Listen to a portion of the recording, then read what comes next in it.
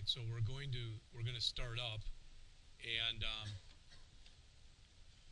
again, there is a folder out there, and I mentioned this before, but under the P drive for the class, but all that folder has in it, just an FYI for you, is it's got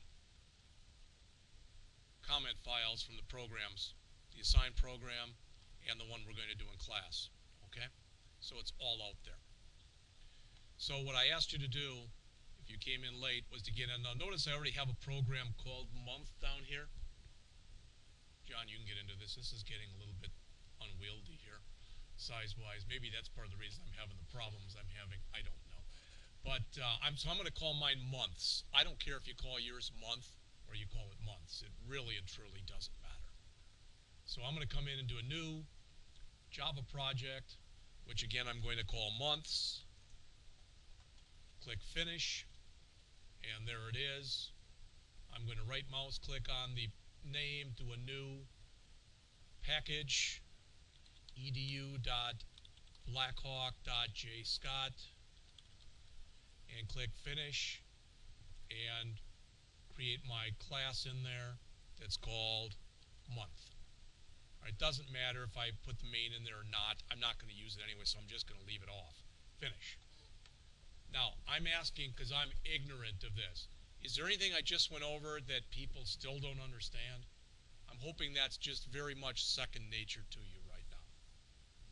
All right? So, because I like to do this, I got a lot of stuff open here, so let me close some of this stuff. I'm going to open up that thing there with month, with the comments in there for the month class. And I'm going to just paste them into the top of my program. Now, you don't have to do that. You know, if anything, you could make the case to say, makes your program run slower when you got tons of comments in it. That's true. But with many programs that you're going to write as a programmer, you end up writing it, maybe doing the first iteration, and somebody else ends up taking it over later. So the more comments that you can put in, the more help you are to them from the get-go. All right? And I was thinking about this. It's interesting when you go to the bathroom what hits you. But I was just sitting in there, standing in there, thinking about the fact that the program is called Web Software Developer. And you could make a case and say, well, this class and the class before it has nothing to do with the web. First of all, I'd say that's BS. You're wrong. Because it is possible to write Java, for example, and write Java servlets. All right? And you can do a lot of interaction between the web and C# also. All right? But what the program actually ends up being, if you haven't figured this out already, is it's a combination of programming and web. All right? And there have been people who've come up to me and have said, you know, why don't you just have two programs? Well, they'd have to hire another instructor here, which they're not going to do. The only way they're going to do that is if they hire in for adjuncts. All right? And if that's what you want, then maybe that's what they'll do. I don't have any idea. All right? But what's happened is I based this program loosely off two different programs that run in Madison. When I created the program, the dean that we had at the time, he now works for the state of Wisconsin, but he and I, we were all, do we get along? Like, what is it saying? Oil and water? Yeah. He hated my guts. In fact, he basically told me he hated my guts. But that said, as long as you stayed within his guidelines, he was a very easy person to work with. And when I talked to him, you know, and I've talked to him since then. We shook hands. We kind of buried the hatchet, so to speak, not in each other's backs. All right? But we talked because I was on a state committee that he was in charge of, and I told him, I said, you know, I know we had our issues, but I said, you know, I respect you. And he said, oh, the same, you know, which surprised me. I never thought that'd come out of his mouth. But he had no problem with me taking what I considered to be the best out of two programs that were at MATC in Madison. Because the idea was that many of the people who graduate from this program are going to want to stay in Rock and Greene County. Now, you might laugh at that and go, no way in hell. But there are a lot of people because of a spouse or you got a house or whatever it is. And that's why it is the way it is. All right, so let's get started. So we've got the comments in there. And let's take a look at what they say. Write a class named month. So that's what we're doing now. The class should have an integer field named month number that holds the number of the month. That should make sense. And we're not worried about arrays here. So January is 1, February is 2, all the way through December, which is 12. That should make sense to everybody. All right. Now notice we're going to have three different constructors. A no-arg constructor. So if I create an object and I don't pass it anything, it automatically is just going to set the month number to 1, January, period. Another constructor that accepts the month number as an argument. But when we call this, we're going to call it illegally. We're going to pass it in 13. To my knowledge, there is no 13th month. So notice if we pass in a value that's less than 1 or greater than 12, we just reset it to 1. So we're going to do that. Otherwise, if it is a number between 1 and 12, cool, then we've set it. The last one will accept the name of the month, January, February, etc. And then we're going to set the corresponding month field. So if we pass in November, it'll set the month number to 11. Does all that make sense? So those are our three constructors. Then we're going to have a set month number method that accepts an int, and it does the same stuff that we talked about before. We're going to have a get month number that does just that. A get month name, which does just that. All right. A toString method, which kind of combines everything for us, and then some stuff we haven't really looked at before. The first thing is we're going to have an equals method. And it says it accepts a month object. So we're going to pass an entire object, not just a field, but an entire object. And so it's going to allow us to compare two things. We have a lot more to say about comparisons between the rest of today and on Wednesday, rather. All right. Okay. It's funny. I just mentioned to you about all this stuff about baby taking a personal day. My wife just texted me and said, "Can you take off next Wednesday? There's some place she wants to go. I don't know where it is. It's like in Iowa or something. Somebody told her there's some show out there she wants to see. I hope not. All right. There's a greater than and there's a less than. And we'll do the same kind of thing. So again, all I'm telling you is we're going to come in and write three constructors. We're going to have a couple sets and a couple gets and an equal to, a greater than, and a less than method. So that's what we're going to be responsible for writing right now. All right? So we've come up here. We're at the top. As I like to do, again, you don't have to do this, but I've done that. I'm going to open myself up some blank spaces in here. And what's nice is that's our variable. That's it. Notice that I'm not setting this variable equal to a value. Can somebody tell me why I'm not setting? Remember, this is Java. Why am I not setting this equal to a value? Yes, sir. No. Yes. Go ahead. Think more than that. The object of the idea behind a constructor is a constructor is supposed to initialize your variables. You shouldn't do them here. It's not that it's wrong. If you're only going to have a main, you can do that. But if you're going to have constructors, you should never initialize those objects here. And that's why we're not. Yeah. All right, so let's start writing our constructors. All right, the first one will be our no-arg constructor. And again, what does that mean? What is no-arg constructor? What does that mean? There are no arguments, but so in other words, it means, remember the constructor is always the same name as the class. That's a no-arg constructor. Why? Because there's nothing in here. All right? And all we're told to do there is set month number equal to 1. So in other words, if I create a month object, and when I create the month object, I put nothing in those parentheses, it's going to set month number equal to 1. Does that make sense to everybody?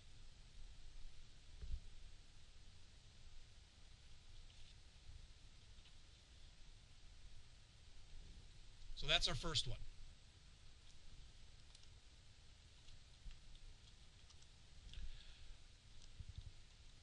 Our Our second one will be a constructor with an int argument.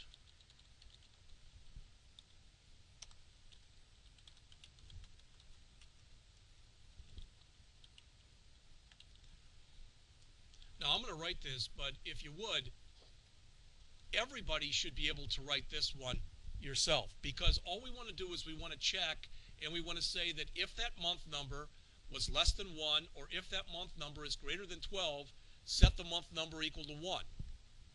Otherwise, set the month number to this m that we're passing in. Does that make sense to everybody? We're doing a little bit of data validation. All right, we're not checking to make sure it's numeric, etc., because we haven't gotten really into exceptions in any amount of detail.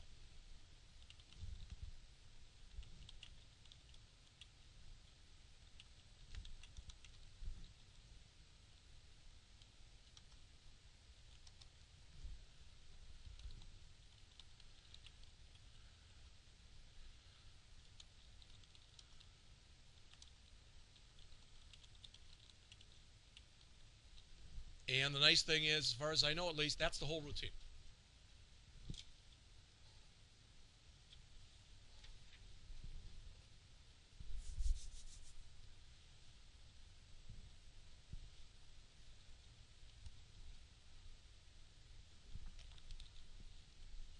Now I'm going to keep this, so I'm going to make some changes on here. Don't make the changes, okay? So I'm going to make some changes, but then I'm going to revert back to exactly what we have here. If we wanted to, we could have passed in month number down here. In other words, this could have said month number, and then we would have had to have changed that one and that one. All right? But if we do that, the system would be confused because we're passing in month number and we've got a month number up here. So if we would have done that, okay, and we would have said if it's less than 1 or it's greater than 12, then we would have had to said this dot month number equals 1, and this dot month number equals month number. Now, if you like coding like that, there's absolutely nothing wrong with it, and many programmers do code that way. Micah asked in the last class, well, kind of what's the standard? There isn't one. All right? There's even a third one. Sorry, but there is. And that's what a lot of people like to do is they like to use a different name.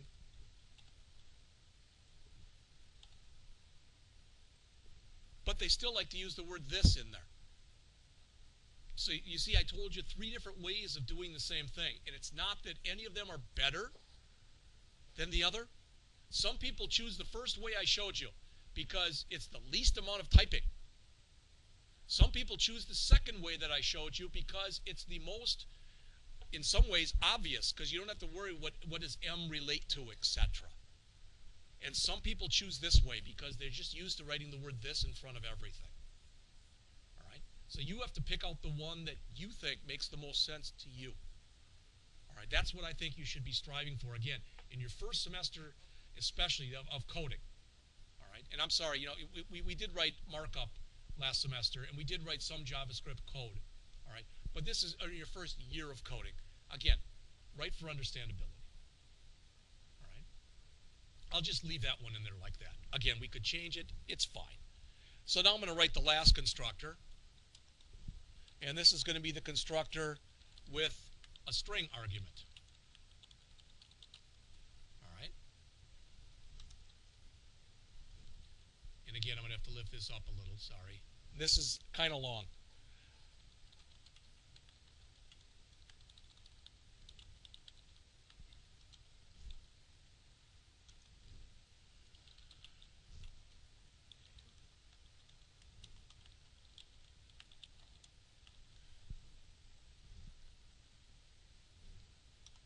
Somebody tell me in English, does that make sense what that method is doing?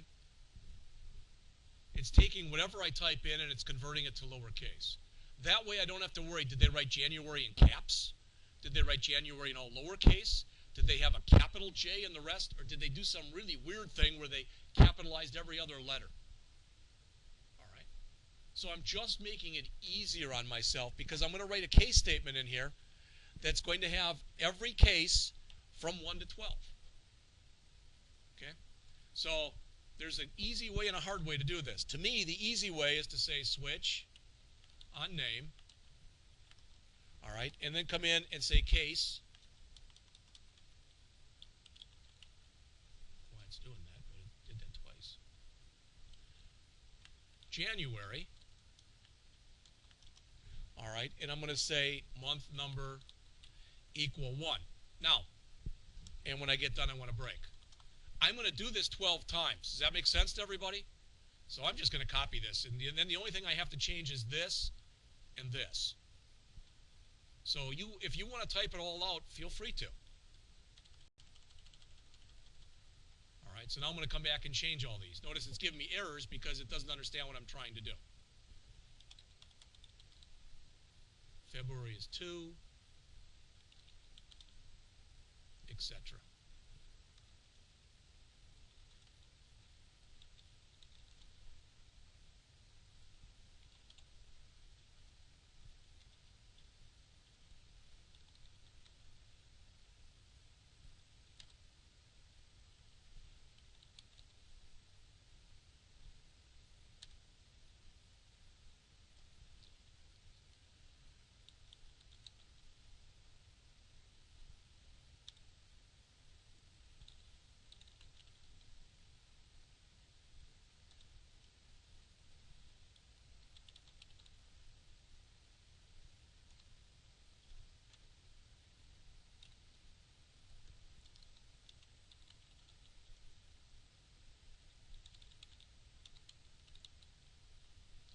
Also, I'm going to come in here and put in a default case.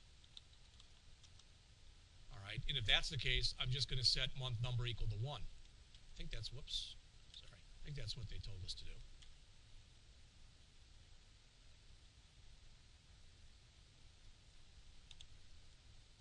All right, now it's kind of ugly. I got stuff that's not lined up very well, so I'm going to move this stuff over. And I know that there is a way to highlight all of it and do it, but it doesn't seem to work very well or real consistently, so I'm just doing it manually.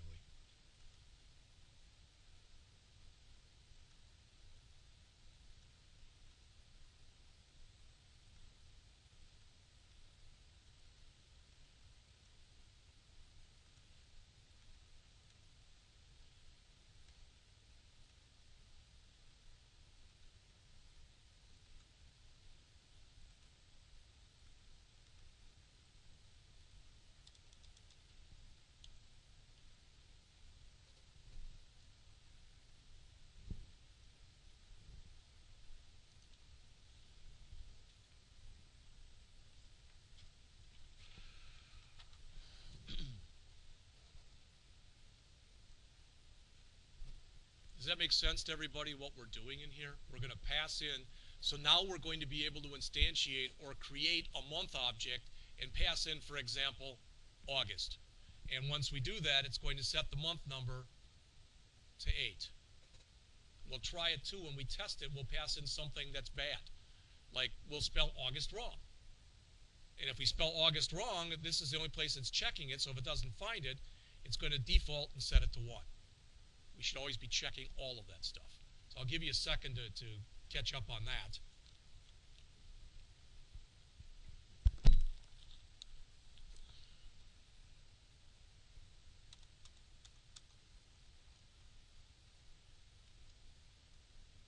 So if you look here, we've done our no-arg constructor. We've done our constructor that accepts an integer. And we've done our constructor that accepts a string. All right, so we've got all that done. So we're going to do our sets and our gets right now. We'll do those next. I mean, to me, that makes sense. And just for something different, as we do these, I'm not going to go in and automatically have them set up for me. I'm going to manually key them in. You want to key them in, set it up so you go over to source and setters and getters, generate getters and setters. You can do that, but I'm not going to. I'm going to manually do it. The only variable we have is month number, so we'd have a set and a get. So if you want to do that, you can, but I'm just going to manually put it in.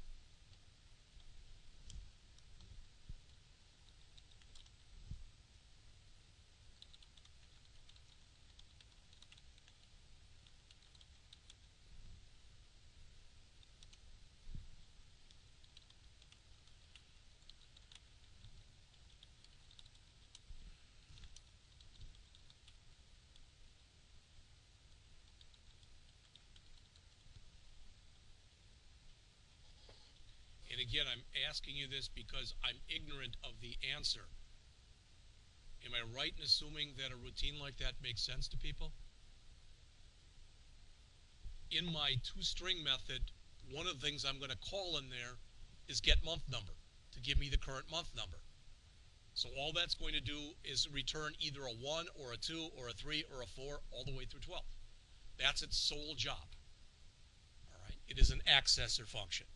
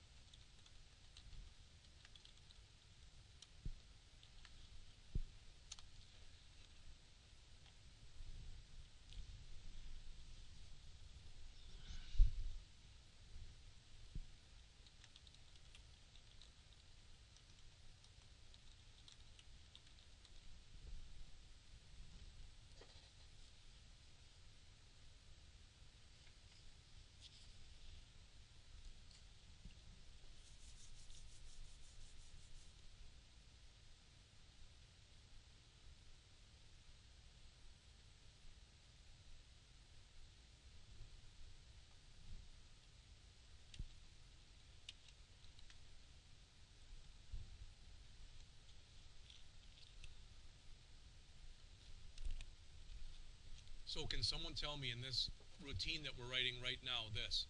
Why did I initialize the name method to the empty string? Why did I do that? It's a real simple answer. Because it's a local variable, right? It's defined inside of the method. If you have local variables, you should always initialize your local variables. That's what we're doing right there. I know Luke had asked last class too when we were talking about the stuff in C#, but this is the same thing. If it makes sense, numeric variables are oftentimes initialized to 0. String variables are oftentimes initialized to the empty string like this. All right. Now it sounds like most everybody is caught up, but I'll give you a second if you're still on this page. That's fine. But if you look up on the screen here, everybody, for just a second. What we want to do is basically we want to rewrite this case statement. But now, instead of checking for February, we want to check for 2. Does that make sense? So I'm just going to copy this case statement and make the changes accordingly.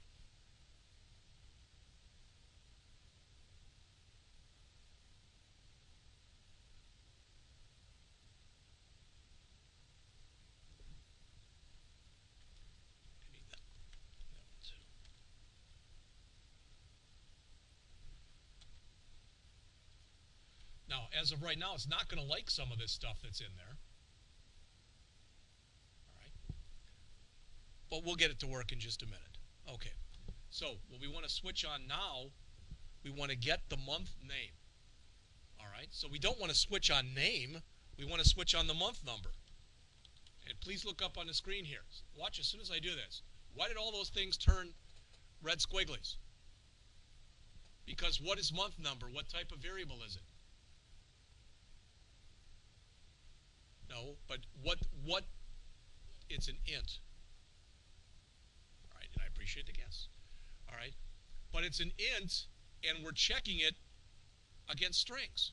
That's not what we want to do. So what we want to do is we want to remove this, make that a 1, and then put the January over here. Does that make sense? We want to go all the way down and do this now. So that's what I'm going to do for the next couple minutes.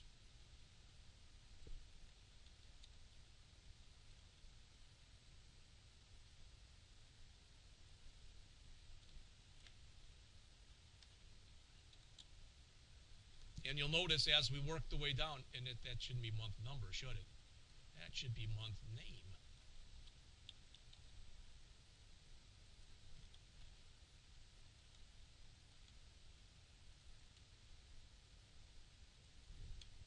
In fact, should it be name? No, it should be this variable right here, name. So So that should all be named. Sorry, we'll go back and take a look at all of it in just a minute.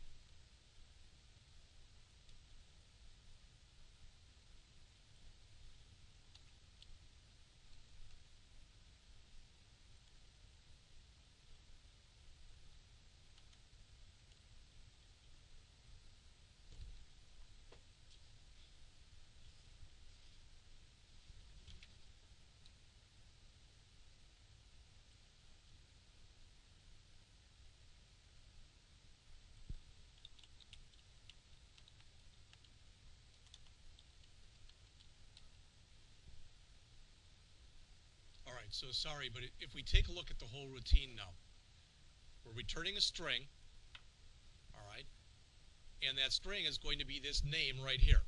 So we're doing a switch on our month number variable. Month number was, again, our global variable that was set way up on the top of the program.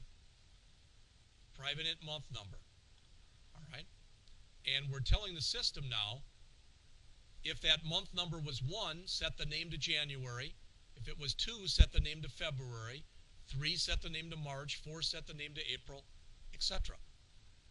If for some reason we've got something invalid passed in that's not 1 to 12, we'll just set the name to unknown.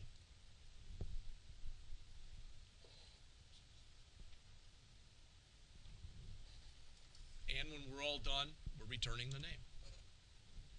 That was the longest thing that we had to type in. What we've got left to type in is about as long as just the routine we just typed in. I don't know how many lines that is. Probably a good time to save. Now I could run this right now, but I'd get an error message. Why would I get an error message? What don't I have in this program right now? Well, the main. We don't have main. So we're going to write 3 different demos when we get done. They'll all be fairly short. All right. But now going back up to the top, we have now written our no-R constructor, our constructor with an int argument, our constructor that accepts a string, our set month number, which, no, I don't think we did that one yet. We'll do that one in just a minute. But we did our 2 gets. So those are both done. Okay? So really the next thing that's left that's in there is our set month number. Now, if you look up on the screen, everybody, just for a second, please. See what's in blue? Would you agree? We've already done that. It's right here. I would agree with that. Some Java programmers like to write this even if it's redundant code. Other ones say, remove that and call set month number. Like that. And then we'd have to actually write the routine. You're like, wait a minute, we get an error message because we didn't write the routine yet. All right, and that's a private routine. It's not public. Okay, and it'll be void set month number. Now I can paste all that in. And no, that's not M. All right. Well, it should be because we passed M in there, so we'll call M in there too. And then we'll need int M. So in English, what are we saying? Here's our constructor. We're calling setMonthNumber that does the same stuff we just did. Do you see the tie-in between this and the last class because we're modularizing here? All right. So we're coming in here and we're calling setMonthNumber. We've now written that routine. And we can call it from here. I could have taken the same code that we have right here and duplicated it there. There's nothing wrong with doing that. Some programmers choose to do that. I'm not one of them. All right? If I have a chance to put code in there once, that's what I'm going to do. Right? So now what we have left is we're going to have our toString method, our equals method, our greater than method, and our less than method. All right? And the good news is all of them are fairly short. You're like, yeah, not the toString. Yeah, you'd be surprised.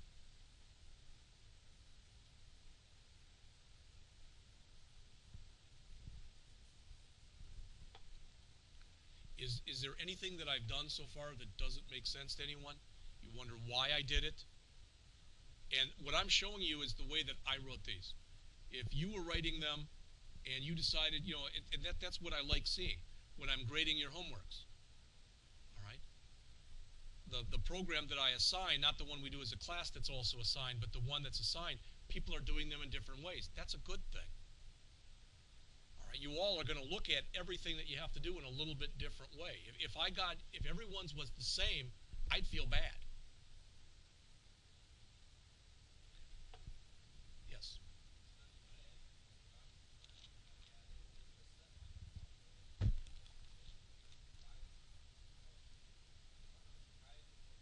Okay, no, that's a good question. The question was, why did I make that private?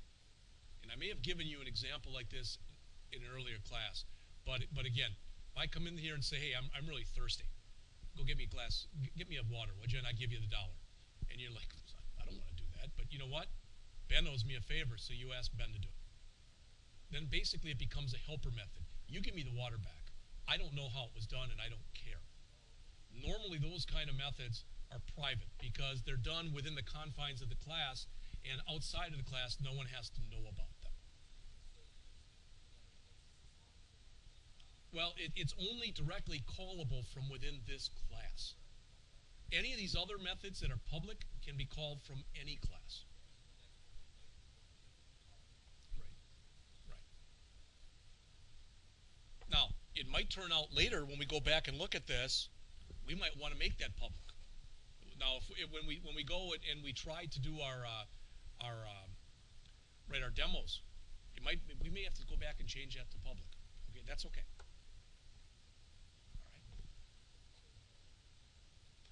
All right, so what we've got left is our toString, our equals, our greater than, and our less than. You're all good enough. We're going to get all 4 of these done, then we'll take a break. All right?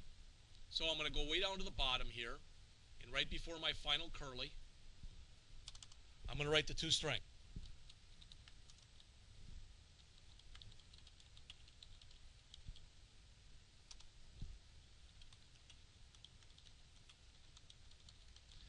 So far, when we've written toString methods, they've been pretty long. Not this one. That's it. We're just going to return the month name. That's it.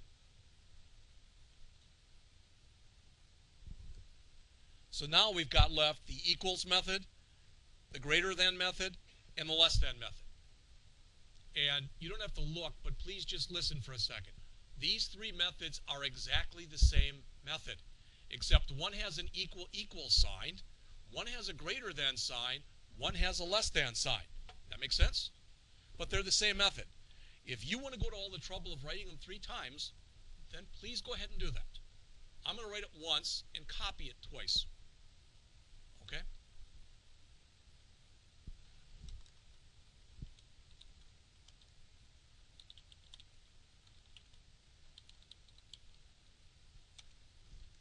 Nobody asked about this, but do you remember what these are? They're comments, but they're special kind of comments. They're JavaDoc comments. There's a different way we can compile the program to have more stuff. It'll actually create an index.html file based off of these. Now, normally you write a lot more in there than I'm writing, because there's a lot of parameters and stuff you can use for them, but I just tried to keep it simple. Okay? Oops.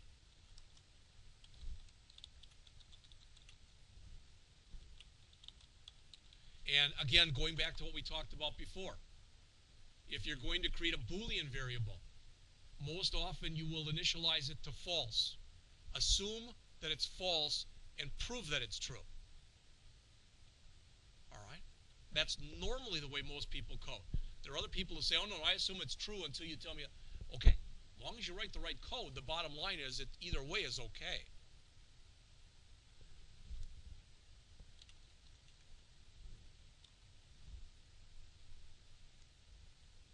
I'm sorry, I've got to pass a value in here.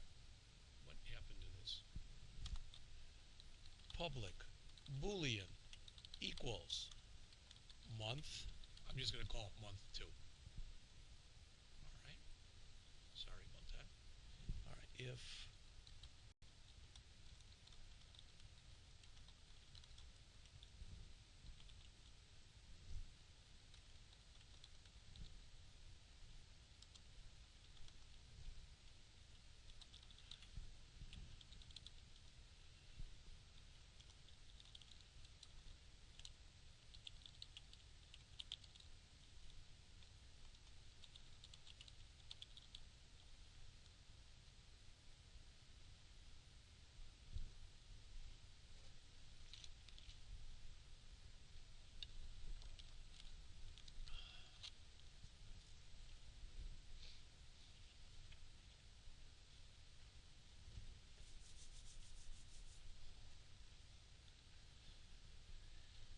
if you'd all, for just a second, take a look up here, does this make sense to people?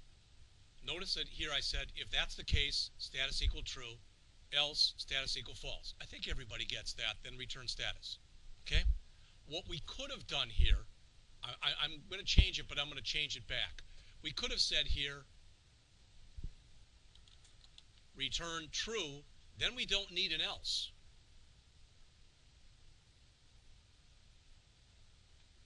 Right? In fact, we could technically, status is equal to true, otherwise status is false, right? So we really don't even need this else. Does that make sense? It's already set to false. I don't mind setting it again. I am the kind of person, maybe it's because of my programmatic mentality, that even though I'm sure my lights are off, when I get here at 6 in the morning, I still turn around once or twice to make sure they're off. It's never happened here, but where I used to work, one time they were still on. It's back in the days before your car told you or turned them off automatically. So there's different ways I could have written this routine. Okay? Now, I'm going to grab all of the routine, copy it to the clipboard, paste it in again, and this one will be my greater than.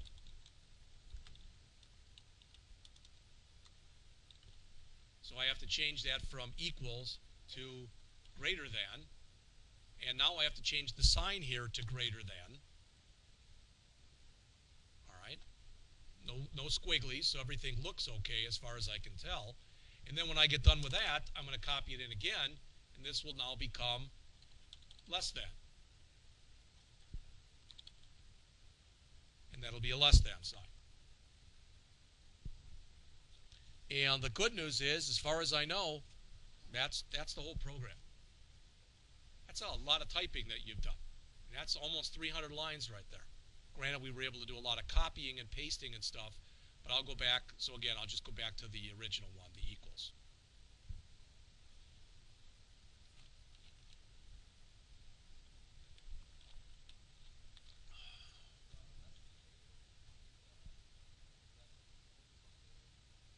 No, because we're checking it's not called greater than or equal to, it's called greater than, it's called less than.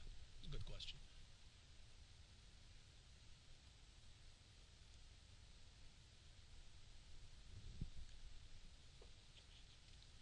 So when we come back, we're going to write 3 different demos to check this program.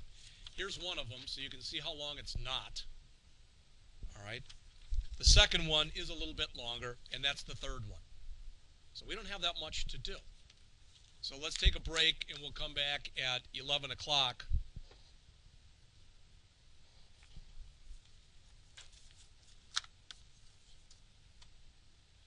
I'll come back to this in just a second. I want to stop it and quick produce it.